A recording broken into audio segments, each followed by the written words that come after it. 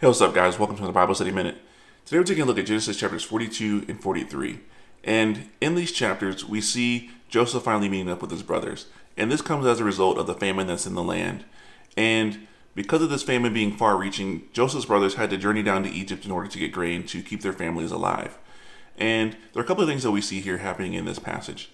The first thing that we see here is God keeping his promise. Remember those dreams that God gave Joseph way back when about his brothers bowing down to him? Well, we see that dream being fulfilled right here as his brothers bow down to him, pay homage to him, so that they can buy grain in the land of Egypt. But then we see Joseph treating his brothers harshly, and he does this for a couple of reasons. One, he wants to see if his brothers are the same men they were 20 years ago when they sold him into slavery.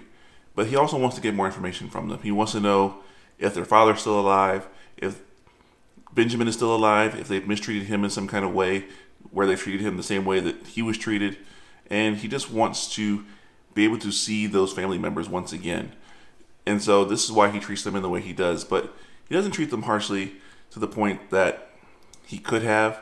He's not doing this because he's holding a grudge. He's using wisdom in his actions with his brothers. And eventually we see them bringing Benjamin down into Egypt to buy more grain because that's the promise that they had to do in order to make that happen.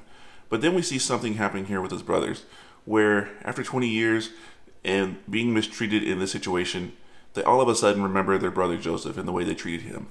I kind of wonder sometimes what had to be going through their life in the last 20 years as they tried to hide this sin from their father, and that is now coming to mind that they had to do this. But it's interesting that this comes to mind because they say that to Joseph that they're honest men, yet they've been living a lie for the last 20 years.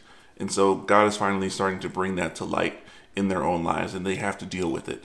And that's how sin is in our own life. We eventually have to deal with it at some point. So what I want you to look at today is look at Joseph and God and how God fulfilled the promises in Joseph's life. And then also look at the sin of Joseph's brothers and how God had them deal with that as well.